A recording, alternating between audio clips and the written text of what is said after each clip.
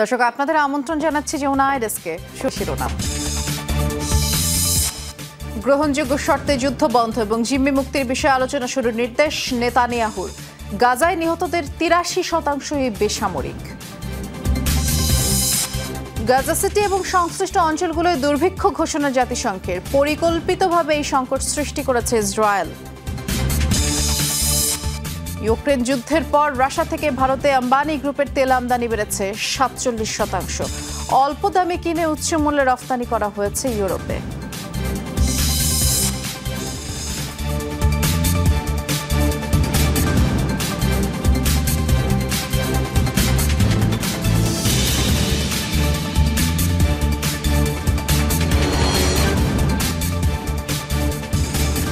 শিরোনামগুলো শুনছিলেন, নুসরাত বৃষ্টির সাথে আছি। গ্রহণযোগ্য শর্তে গাজায় যুদ্ধ বন্ধ ও জিম্মিদের মুক্তির বিষয়ে আলোচনা শুরুর নির্দেশ দিয়েছেন ইসরায়েলি প্রধানমন্ত্রী বেনিয়ামিন নেতানিয়াহু। বৃহস্পতিবার গাজায় যুদ্ধরত সেনাদের সাথে সাক্ষাৎকালে এমন মন্তব্য করেছেন তিনি। ইসরায়েলি বিভিন্ন গণমাধ্যম বলছে, আলোচনা নতুন স্থান নির্ধারণ হলে সেখানে প্রতিনিধি পাঠাবে তেল আবিব। এদিকে ইসরায়েলের সামরিক বাহিনীর এক গোপন ডেটাবেস থেকে জানা গেছে, গাজায় নিহতদের মধ্যে ৮৩% বেসামরিক। আন্তর্জাতিক সমালোচনা উপেক্ষা করেই গাজা সিটি দখলের নামে চলছে ইসরায়েলি বর্বরতা। প্রায় ২ বছরের যুদ্ধে এমনিতেই চরম বিপর্যস্ত ফিলিস্তিনিরা, তার উপর উপত্যকার অন্যতম জনবহুল এলাকায় নতুন করে হামলার জেরে আরও শোচনীয় পরিস্থিতির শঙ্কা জাতিসংঘের। এমন বর্বর আচরণে যখন বাড়ছে বিশ্বজুড়ে ক্ষোভ, তখন গ্রহণযোগ্য শর্তে যুদ্ধবিরতি ও জিম্মি মুক্তির আলোচনা শুরুর নির্দেশ দেওয়ার দাবি করেছেন ইসরায়েলি প্রধানমন্ত্রী বেনিয়ামিন নেতানিয়াহু। যদিও এখনও গাজা সিটি দখলে অনড় অবস্থানের কথাও জানিয়েছেন তিনি। গাজা সিটি দখল এবং হামাসকে পরাজিত করার মতো গুরুত্বপূর্ণ লক্ষ্যে রিজার্ভ এবং নিয়মিত সেনাদের প্রতি কৃতজ্ঞ। একই সাথে বাদবাকি জিম্মির মুক্তি এবং গ্রহণযোগ্য শর্তে গাজায় যুদ্ধের শেষ করতে অবিলম্বে আলোচনা শুরুর নির্দেশ দিয়েছি। যুদ্ধবিরতির আলোচনা শুরুর নির্দেশ দিলেও এখন পর্যন্ত মিশর কিংবা কাতারে কোনো প্রতিনিধি পাঠায়নি দেশটি। ইসরায়েলের বিভিন্ন গণমাধ্যম অবশ্য দাবি করেছে, আলোচনার নতুন স্থান নির্ধারিত হলে সেখানে প্রতিনিধি পাঠাবেন নেতানিয়াহু। এদিকে ইসরায়েলি হামলায় নিহত ফিলিস্তিনিদের সংখ্যা নিয়ে দেশটির সেনাবাহিনীর সংবেদনশীল ডাটাবেজে মিলেছে চাঞ্চল্যকর তথ্য। দ্য গার্ডিয়ান ও ইসরায়েলি ফিলিস্তিনি প্রকাশনা সংস্থা +972 ম্যাগাজিনের এক যৌথ তদন্ত প্রতিবেদন বলছে, গত মে মাস পর্যন্ত তেল আবিবের গোয়েন্দারা ৮৯০০ নিহত ফিলিস্তিনি যোদ্ধার নাম তালিকাভুক্ত করেছে। সে সময় মোট নিহত হয়েছিল ৫৩,০০০ ফিলিস্তিনি। অর্থাৎ ইসরায়েলের হামলায় যাদের প্রাণ গেছে তাদের মধ্যে ৮৩% বা ৬ জনের ৫ জনই বেসামরিক। বিশ্লেষকরা বলছেন, যা গণহত্যার স্পষ্ট প্রমাণ। মোস্তফা মাহমুদ, যমুনা নিউজ। যুদ্ধে আগ্রহ হারাচ্ছেন ইসরায়েলি সেনারা। গাজা সিটি দখলে যখন তেল আবিব মরিয়া, সে সময় দেশটির এক বিশ্ববিদ্যালয়ে এই তথ্য জরিপে উঠে এসেছে। যুদ্ধরত ৩ শতাধিক রিজার্ভ সেনার উপরে চালানো হয় এই জরিপ, যাদের ২৫% জানিয়েছেন গাজা অভিযানে তাদের অনাগ্রহের কথা। এছাড়া ৪৭% প্রকাশ করেছেন নেতানিয়াহুর যুদ্ধ পরিকল্পনা নিয়ে নেতিবাচক মনোভাব। গাজায় যুদ্ধ বন্ধ ও জিম্মি মুক্তির দাবিতে সম্প্রতি ইসরায়েলের সামরিক বাহিনীর হেডকোয়ার্টারের সামনে বিক্ষোভ করেন দেশটির এয়ারফোর্সের সাবেক সদস্যরা। বেনিয়ামিন নেতানিয়াহুর যুদ্ধ চালিয়ে যাওয়ার সিদ্ধান্তের বিরুদ্ধে দেশজুড়ে চলা বিক্ষোভে যোগ দিয়েছেন যুদ্ধফেরত অনেক রিজার্ভ সেনাও। আমরা সরকারকে আহ্বান জানাই, সব জিম্মিকে ফিরিয়ে আনুন। এর জন্য যদি যুদ্ধ বন্ধ করতে হয় তবে সেটি করুন। সময়ের সাথে সাথে জিম্মিদের জীবিত থাকার সম্ভাবনা কমে আসছে। আন্দোলনে বিমান বাহিনীর অনেক সাবেক পাইলট রয়েছে। আমরা জিম্মিদের বাড়ি ফেরানোর জন্য বিক্ষোভ করছি। মৃত ও জীবিত সবাইকে ফিরিয়ে আনতে হবে আর এই যুদ্ধের অবসান ঘটাতে হবে। এদিকে গাজা সিটি দখলের নামে যখন নতুন করে আগ্রাসনের মাত্রা বাড়িয়েছে ইসরায়েল, তখন জানা গেল ২৫.৭% যুদ্ধরত রিজার্ভ সেনার যুদ্ধের আগ্রহ উল্লেখযোগ্য হারে কমে গেছে। ৩ শতাধিক সেনার ওপর দেশটির হিব্রু বিশ্ববিদ্যালয়ের চালানো জরিপে আরও ১০% জানিয়েছেন ধীরে ধীরে সমরাগ্রহ কমছে তাদেরও। যুদ্ধ নিয়ে মনোভাব জানতে চাইলে 47% রিজার্ভ সেনাই নেতানিয়াহুর পরিকল্পনা এবং জিম্মিদের জীবন নিয়ে উদাসীনতায় নেতিবাচক মন্তব্য করেছেন। সামরিক বাহিনীর অনেক সাবেক ও বর্তমান সদস্যই মনে করেন নেতানিয়াহু এখন শুধুমাত্র রাজনৈতিক স্বার্থে যুদ্ধ দীর্ঘায়িত করছে। ইসরায়েলের সামরিক বাহিনীর সক্রিয় সদস্য 1,69,000-এর কিছু বেশি, বিপরীতে রিজার্ভ সেনা 4.5 লাখের উপরে। বিভিন্ন যুদ্ধে দেশটি রিজার্ভ সেনাদের উপর অনেকটাই নির্ভরশীল। গাজায় আগ্রাসন শুরুর পর 3,60,000 রিজার্ভ সেনাকে তলব করা হয়েছে, যা 1973 সালের ইয়ম কিপুর যুদ্ধের পর সর্বোচ্চ। মোস্তফা মাহমুদ, যমুনা নিউজ। শীঘ্রই নরকের দরজা খোলা হবে গাজায়, হামাসকে হুঁশিয়ারি দিয়ে বললেন ইসরায়েলি প্রধান প্রতিরক্ষা মন্ত্রী ইসরায়েল কাটজ। বলেছেন এখনই যুদ্ধ থামিয়ে জিম্মিদের হস্তান্তর করতে হবে হামাসকে, আর শর্ত মেনে না নিলে গাজা সিটির অবস্থা হবে আইটিএফ-এর অভিযানে ধ্বংসস্তূপে পরিণত হওয়া রাফা কিংবা বেথানুনের মতো। প্রতিরক্ষা মন্ত্রণালয়ের অনুমোদনের পর এরই মধ্যে গাজা সিটি দখলে নতুন করে ব্যাপক ধ্বংস চালাতে শুরু করেছে ইসরায়েল, আর তাদের এই পদক্ষেপে বাধা দিলে হামাসকে নিঃশেষ করে দেওয়ার হুমকি দিয়েছেন প্রতিরক্ষা মন্ত্রী ইসরায়েল কাটজ। প্রথমবারের মতো গাজা সিটি এবং এর আশপাশের অঞ্চলগুলোয় দুর্ভিক্ষ ঘোষণা করেছে জাতিসংঘ। উপত্যকার বর্তমান পরিস্থিতি দুর্ভিক্ষের 5ম পর্যায়ে পৌঁছেছে বলে জানিয়েছে integrated food security phase classification IPC. সর্বোচ্চ এ ধাপে চরম ক্ষুধায় মারা যেতে পারে বহু মানুষ। আগামী সেপ্টেম্বরের শেষ নাগাদ চরম আকার দুর্ভিক্ষ ছড়িয়ে পড়তে পারে খান ইউনিস, দেইর আল বালা সহ আরও বেশ কিছু এলাকায়। গাজা জুড়ে এতে 5 লাখেরও বেশি মানুষ দুর্ভিক্ষের কবলে পড়বে বলে জানায় আন্তর্জাতিক সংস্থাটি। এছাড়া আরও প্রায় 10,70,000 অর্থাৎ উপত্যকার 54% মানুষ ফেজ 4 বা জরুরি অবস্থায় রয়েছে। 3,96,000 মানুষ রয়েছে ফেজ 3-তে। জাতিসংঘের এই প্রতিবেদনে বলা হয়েছে চরম অপুষ্টির শিকার গাজার প্রায় 1.5 লাখ শিশু, যদিও এই রিপোর্ট প্রত্যাখ্যান করেছে ইসরায়েল। মার্কিন ভিসাধারীদের রেকর্ড পুনর্বিবেচনার ঘোষণা দিয়েছে যুক্তরাষ্ট্র। নতুন করে মূল্যায়ন করা হবে দেশটির 5.5 কোটিরও বেশি ভিসাধারীর রেকর্ড। যাচাই বাছাই করা হবে বেশ কয়েকটি সূচক। অভিবাসন নীতি লঙ্ঘনের ঘটনা পাওয়া গেলে বাতিল করা হবে ভিসা, ফেরত পাঠানো হবে দেশে। বৃহস্পতিবার এক বিবৃতিতে বিষয়টি নিশ্চিত করেছে স্টেট ডিপার্টমেন্ট। এতে ভিসার মেয়াদ, অপরাধমূলক কার্যকলাপ, জননিরাপত্তার জন্য হুমকি, সন্ত্রাসী কার্যক্রমে অংশগ্রহণ কিংবা সন্ত্রাসী সংগঠনকে সহায়তা এসব বিষয়ে পুনঃনিরীক্ষণের কথা জানায় ট্রাম্প প্রশাসন। ঘোষণাটি কিছুক্ষণ আগে বাণিজ্যিক ট্রাক চালকদের জন্য কর্মী ভিসা বন্ধের সিদ্ধান্ত জানায় ওয়াশিংটন। দ্বিতীয় মেয়াদে ক্ষমতায় আসার পর থেকে অভিবাসনের বিরুদ্ধে কঠোর সব ব্যবস্থা নিচ্ছেন ডোনাল্ড ট্রাম্প। রাজপরিবারকে অপমান করার অভিযোগ থেকে দায়মুক্তি পেয়েছেন থাইল্যান্ডের সাবেক প্রধানমন্ত্রী থাকসিন সিনাওয়াত্রা। শুক্রবার তার বিরুদ্ধে চলমান এই মামলা খারিজ করে দিয়েছেন ব্যাংককের একটি আদালত। এ সময় আদালত জানায় যেসব তথ্য প্রমাণ উপস্থাপন করা হয়েছে তা তাকে দোষী সাব্যস্ত করতে যথেষ্ট নয়। থাইল্যান্ডের রাজা ও রাজপরিবারের সদস্যদের সমালোচনা করা ফৌজদারি অপরাধ। দোষ প্রমাণিত হলে প্রভাবশালী এই রাজনীতিবিদ 15 বছরের কারাদণ্ডে দণ্ডিত হতেন। 1 দশক আগে দক্ষিণ কোরিয়ার একটি সংবাদ মাধ্যমে সামরিক বাহিনীর কু নিয়ে করা মন্তব্যকে কেন্দ্র করে তার বিরুদ্ধে রাজপরিবারকে অবমাননার অভিযোগে এই মামলা করেছিল রাষ্ট্রপক্ষ।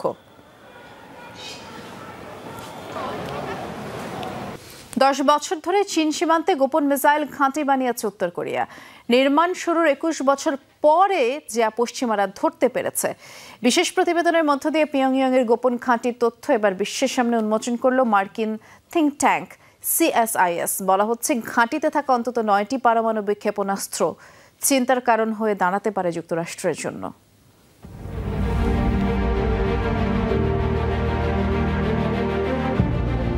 চীন সীমান্ত থেকে মাত্র 27 কিলোমিটারের দূরত্ব, সরু পাহাড়ি উপত্যকার মাঝেই চলছে সামরিক কর্মযজ্ঞ। 2004 সালে দুর্গম অঞ্চলটিতে মিসাইল ঘাঁটি বানানো শুরু করে পিয়ংইয়ং, যার কাজ শেষ হয় 2014 সালে। বর্তমানে উত্তর কোরিয়ার সবচেয়ে সক্রিয় ঘাঁটিগুলোর একটি সিনপোংটং মিসাইল বেস। দুদিন আগেও যা অজানা ছিল বিশ্ববাসীর কাছে। নির্মাণ কাজের 2 দশক পর ঘাঁটির অস্তিত্ব প্রকাশ্যে আনল ওয়াশিংটন ভিত্তিক গবেষণা সংস্থা centre for strategic and international studies CSIS। বিশেষ প্রতিবেদনে জানায় যুক্তরাষ্ট্রের জন্য নতুন চিন্তার কারণ হয়ে দাঁড়াতে পারে সামরিক স্থাপনাটি, কেননা এর অবস্থান একদম চীন ঘেঁষে, যেখানে হামলা চালাতে গেলে ক্ষতি হতে পারে চীনেও। চীনের এত কাছে ঘাঁটি তৈরি করে উত্তর কোরিয়া হয়তো বেইজিংয়ের সম্ভাব্য প্রতিক্রিয়া নিয়ে রাজনৈতিক ঝুঁকি ও অনিশ্চয়তাকে কাজে লাগাতে চাইবে। এর মাধ্যমে তারা যে কোনো হামলা ঠেকানোর কৌশলও গ্রহণ করতে পারে। 22 বর্গ কিলোমিটারের মিসাইল ঘাঁটিটি নিউ ইয়র্কের জন এফ কেনেডি এয়ারপোর্টের চেয়েও বড়। ধারণা করা হয় এখানে অন্তত 9টি আন্তঃমহাদেশীয় ব্যালিস্টিক ক্ষেপণাস্ত্র রাখা আছে, যার মধ্যে থাকতে পারে পারমাণবিক সক্ষমতা সমৃদ্ধ হোয়াসং 15 বা 18 ক্ষেপণাস্ত্র। দাবি করা হয় এগুলো যুক্তরাষ্ট্রের যে কোনো স্থানে আঘাত হানতে সক্ষম। দুর্গম এই ঘাঁটিতে মোতায়েন রয়েছে ট্রান্সপোর্টার এবং মোবাইল লঞ্চার। যুদ্ধকালীন সময়ে যা দিয়ে দ্রুত স্থান বদল করে মিসাইল উৎক্ষেপণ করা যাবে। বলা হচ্ছে উত্তর কোরিয়ার অঘোষিত এমন আরও 15 থেকে 20টি ঘাঁটি রয়েছে, যেগুলো নর্থ কোরিয়ার মিসাইল বেল্টের অংশ। অনিক রহমান, যমুনা নিউজ। ইউক্রেন যুদ্ধের পর রাশিয়া থেকেই প্রায় 47% বেড়েছে ভারতের জ্বালানি তেল রফতানি। বিশ্বের অন্যতম শীর্ষ ধনী মুকেশ আম্বানির প্রতিষ্ঠান রিলায়েন্সের মাধ্যমে এসব তেল আমদানি করা হয়েছে। স্বল্প দামে এসব তেল কিনে তা পরিশোধনের পর উচ্চ মূল্যে রফতানি করা হয়েছে রাশিয়ার উপর নিষেধাজ্ঞা দেয়া পশ্চিমেরই বিভিন্ন দেশে। আল জাজিরা বলছে এরই মধ্যে ইউরোপীয় ইউনিয়নেই রফতানি হয়েছে প্রায় $2000 বিলিয়ন তেল। ইউক্রেনে আগ্রাসন চালানোর কারণে রাশিয়ার ওপর বাণিজ্যিক নিষেধাজ্ঞা দেয় যুক্তরাষ্ট্র সহ ইউরোপের দেশগুলো, যার মধ্যে অন্যতম রাশিয়া থেকে জ্বালানি তেল আমদানি। তবে নিষেধাজ্ঞা সত্ত্বেও রাশিয়া থেকে অপরিশোধিত তেল আমদানি অব্যাহত রাখে ভারত। আন্তর্জাতিক গণমাধ্যম আল জাজিরা বলছে ইউক্রেন যুদ্ধের পর রাশিয়া থেকে ভারতে তেল আমদানি বেড়েছে 47%। রিলায়েন্স ইন্ডাস্ট্রিজ লিমিটেডের মাধ্যমে আনা হয়েছে এসব তেল, যা পরিচালনা করেন বিশ্বের অন্যতম শীর্ষ ধনী মুকেশ আম্বানি। প্রতিবেদনে বলা হয় চলতি বছরের প্রথম 7 মাসে রিলায়েন্সের জামনগর রিফাইনারি রাশিয়া থেকে প্রায় 19 মিলিয়ন টন অপরিশোধিত তেল আমদানি করেছে, যার মূল্য $870 কোটি। এসব তেল পরিশোধনের পর রফতানি করা হয়েছে পশ্চিমেরই বিভিন্ন দেশে। 2023 সালের ফেব্রুয়ারি থেকে 2025 সালের জুলাই পর্যন্ত জামনগর রিফাইনারি থেকে বিভিন্ন দেশে রফতানি করা হয়েছে $8500 কোটি বেশি মূল্যের পরিশোধিত তেল। এর মধ্যে প্রায় 42% গেছে রাশিয়াকে নিষেধাজ্ঞা দেয়া দেশগুলোতে। শুধু ইউরোপীয় ইউনিয়নেই রফতানি হয়েছে প্রায় $2000 বিলিয়ন তেল। অন্যদিকে যুক্তরাষ্ট্রের পরিমাণ $630 কোটি। এর আগে মার্কিন প্রেসিডেন্ট ডোনাল্ড ট্রাম্প ক্ষোভ জানিয়ে বলেন ভারত ও চীন রুশ তেলের সবচেয়ে বড় ক্রেতা, যা ইউক্রেনে রুশ আগ্রাসনকে সহায়তা করছে। তারই প্রতিক্রিয়ায় ভারতের ওপর 50% বর্ধিত শুল্ক আরোপ করেন মার্কিন president. Mir Mushfika Hasan, Jamuna news. Baltic সাগরের নিচে অবস্থিত গ্যাস পাইপলাইন নর্ড স্ট্রিমে বিস্ফোরণের আলোচিত ঘটনায় ইউক্রেনের এক নাগরিককে গ্রেফতার করেছে ইতালি পুলিশ। বৃহস্পতিবার বিষয়টি জানিয়েছে জার্মান প্রসিকিউটর অফিস। সেরহি নামের ওই ব্যক্তিকে ইতালির রিমেন প্রদেশ থেকে গ্রেফতার করা হয়, আর সন্দেহভাজনের বিরুদ্ধে গ্যাস পাইপলাইনে বিস্ফোরক বসানোর অভিযোগ আনা হয়েছে। 2022 সালে ইউক্রেনের পূর্ণমাত্রার অভিযান শুরুর পর নর্ড স্ট্রিমে বিস্ফোরণের ঘটনাটি ঘটে। ক্ষতিগ্রস্ত হয় 4 গ্যাস পাইপলাইনের 3টি। গুরুত্বপূর্ণ গ্যাস লাইনটি বন্ধ হয়ে যাওয়ায় মারাত্মক সংকটে পড়ে ইউরোপ। মূলত নর্ড স্ট্রিমের মাধ্যমে রাশিয়া থেকে জার্মানি হয়ে পুরো পশ্চিম ইউরোপেই গ্যাস সরবরাহ করা হতো। বাল্টিক সাগরে সামরিক মহড়া চালিয়েছে রাশিয়া। শুক্রবার দেশটির প্রতিরক্ষা মন্ত্রণালয় তথ্য নিশ্চিত করেছে। জানিয়েছে পানির নিচে কিভাবে শত্রুর হামলা মোকাবেলায় নিজেদের দক্ষতা যাচাই করেছে রুশ নৌবাহিনীর সদস্যরা। মূলত সাবমেরিনে নাশকতা ঠেকানোর লক্ষ্যে এই মহড়া আয়োজন করা হয়েছে। এর পাশাপাশি সামুদ্রিক ড্রোন ধ্বংসের সক্ষমতাও যাচাই করেছে মস্কো। চলতি মাসের শুরুর দিকেই রাশিয়ার কাছাকাছি 2টি সাবমেরিন পাঠানোর নির্দেশ দিয়েছিলেন ট্রাম্প। এই সিদ্ধান্তের পরপরই চীনের সাথে জাপান সাগরে নৌ মহড়া চালিয়েছিল মস্কো। এবার মহড়া চালালো বাল্টিক সাগরে। শ্রীলঙ্কার সাবেক প্রেসিডেন্ট রনিল বিক্রমসিংহেকে গ্রেফতার করেছে দেশটির অপরাধ তদন্ত বিভাগ সিআইটি। রাষ্ট্রীয় তহবিলের অপব্যবহারের অভিযোগে তাকে গ্রেফতার করা হয়েছে বলে জানানো হয়েছে। শুক্রবার একটি ম্যাজিস্ট্রেট কোর্টে হাজিরা দিতে গেলে গ্রেফতার করা হয় 76 বছর বয়সী এই রাজনীতিবিদকে। গোতাবায়া রাজাপাকসে পালিয়ে যাওয়ার পর 2022 থেকে 2024 সাল পর্যন্ত শ্রীলঙ্কার প্রেসিডেন্ট ছিলেন রনিল বিক্রমসিংহে। আর সে সময় এক বিদেশ সফরকে কেন্দ্র করে রাষ্ট্রীয় তহবিলের অপব্যবহারের এই অভিযোগ তোলা হয়েছে। কলম্বিয়ায় বিমান ঘাঁটি এবং পুলিশের হেলিকপ্টারের পৃথক 2টি হামলায় কমপক্ষে 17 জন নিহত হয়েছেন। কর্তৃপক্ষ জানায় দেশটির কালি শহরের একটি সামরিক বিমান ঘাঁটিতে বিস্ফোরক বোঝাই একটি গাড়ি দিয়ে হামলা চালানো হয়, যার বিস্ফোরণে কমপক্ষে 5 জনের প্রাণ গেছে, 30 জন আহত হন। এদিকে মাদক ধ্বংসের লক্ষ্যে আন্টিওকিয়া প্রদেশে যাওয়ার সময় পুলিশ সদস্যের বহনকারী একটি হেলিকপ্টারে ড্রোন হামলা চালানো হয়।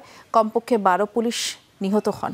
হামলাগুলোর জন্য বিলুপ্ত সশস্ত্র গোষ্ঠী রেভলিউশনারি আর্মড ফোর্সেস অব কলম্বিয়ার বিদ্রোহীদের দায়ী করেছেন দেশটির প্রেসিডেন্ট গুস্তাভো পেট্রো। প্রায় অর্ধ শতাব্দী পর জাম্বিয়ায় পুনরায় চালু হয়েছে ইসরায়েলি দূতাবাস। বৃহস্পতিবার জাম্বিয়ার লুসাকাতে আনুষ্ঠানিকভাবে দূতাবাস চালু হয়। 50 বছর পর জাম্বিয়ার রাজধানীতে প্রকাশ্যে উড়ানো হয় ইসরায়েলি পতাকা। আফ্রিকা, এশিয়ার পাশাপাশি লাতিন আমেরিকার দেশগুলোর সাথেও ইসরায়েলের সম্পর্ক জোরদারের পদক্ষেপ হিসেবেই ধরা হচ্ছে এটিকে। এবং দূতাবাস চালুর এই ঘটনাকে দুদেশের মাঝে একটি নতুন অধ্যায়ের সূচনা বলে আখ্যা দেন ইসরায়েলের পররাষ্ট্রমন্ত্রী গিডিয়ন স্যার।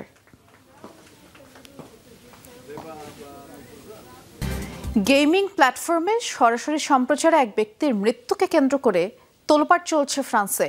রাফায়েল গ্রাভেন নামের ওই ব্যক্তি লাইভ চলাকালে নিজের উপরে বিভিন্ন ধরনের নির্যাতন চালাতেন। এসব বিকৃত কর্মকাণ্ডের ফলোয়ার ছিল 1 লাখেরও বেশি। সরাসরি সম্প্রচার চলাকালেই অবচেতন হয়ে পড়েন তিনি, এরপরেই মৃত্যু হয় তার। গ্রাভেনের মৃত্যুর পরে ধরনের বিকৃত সাইট এবং কর্মকাণ্ড বন্ধের দাবি উঠেছে ফ্রান্স জুড়ে। অস্ট্রেলিয়া ভিত্তিক গেমিং সাইট কিক গেমিং এর পাশাপাশি ব্যবহৃত হয় লাইভ স্ট্রিমিং প্ল্যাটফর্ম হিসেবেও, যেখানে সরাসরি সম্প্রচারে বিকৃত কর্মকাণ্ড চালান অনেকেই। তেমনই একজন রাফায়েল গ্রাভেন। 46 বছর বয়সী এই স্ট্রিমারের ফলোয়ার ছিল লাখেরও বেশি। ফলোয়ারদের মন জোগাতে প্রায় দীর্ঘ সময়ের জন্য ম্যারাথন লাইভে অংশ নিতেন তিনি। দিনের পর দিন না ঘুমিয়ে থাকা, শ্বাসরোধের চেষ্টা, শারীরিক আঘাতের পাশাপাশি অন্যান্য স্ট্রিমারদের ডেকে নিজেকে অপমানও করতেন তিনি। সম্প্রতি আরো 3 জনকে সঙ্গে নিয়ে 10 days and nights of torture নামের একটি চ্যালেঞ্জে অংশ নিয়েছিলেন রাফায়েল। লাইভ স্ট্রিমের এক পর্যায়ে অচেতন হয়ে পড়েন তিনি, সেখানেই মৃত্যু হয় তার। এই ঘটনায় তোলপাড় শুরু হয়েছে সামাজিক যোগাযোগ মাধ্যমে। নিন্দার ঝড় উঠেছে ফ্রান্স জুড়ে। এসব বিকৃত ওয়েবসাইট এবং কন্টেন্ট বন্ধের দাবি উঠেছে। মানুষজন এভাবে নিজেকে দিনের পর দিন নির্যাতন করছে, এতগুলো মানুষ নির্বিকারভাবে তা আবার উপভোগ করছে। আমাদের মানবিকতা যে কোথায় গিয়ে ঠেকেছে তার বলার অপেক্ষা রাখে না। এত মানুষের সামনে লাইভে একজন মানুষ মারা গেল, অথচ কেউ কিছুই করলো না। এটা সত্যি হতাশাজনক। দুর্ভাগ্যবশত এ ধরনের প্ল্যাটফর্মগুলো এখন এসবের আসল উদ্দেশ্য ব্যবহার না হয়ে এসব বিকারগ্রস্ত কাজেই ব্যবহার বেশি হচ্ছে। এসবের ক্ষেত্রে যথাযথ নজরদারি থাকা উচিত বলে আমি মনে করি। এদিকে সমালোচিত এ ধরনের ওয়েবসাইটের বিরুদ্ধে নেমেছে ফরাসি বিচার বিভাগও। মৃত্যুর পেছনের কারণ উদ্ঘাটন করতে জোর তদন্ত চালানোর নির্দেশ দিয়েছেন আদালত। সাবরিনা নুসরাত, যমুনা নিউজ। মানুষ নয়, চুরি করে আইসক্রিম খেতে গিয়ে ধরা পড়ল এক ভাল্লুক। মিষ্টি চোর এই ভাল্লুকের ছবি প্রকাশ করেছে ক্যালিফোর্নিয়ার এলডোরাডো কাউন্টির পুলিশ। ছবিতে আইসক্রিম শপের কাউন্টারের পেছনে দাঁড়িয়ে থাকতেই দেখা যায় বিশালাকার কালো ভাল্লুকটিকে।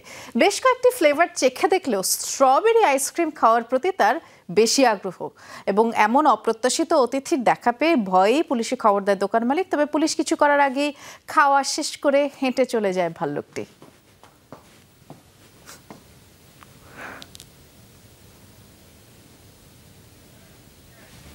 এই ছিল যমুনা আইডেস্কের আয়োজনে। সাথে থাকার জন্য ধন্যবাদ। নিরাপদে থাকবেন।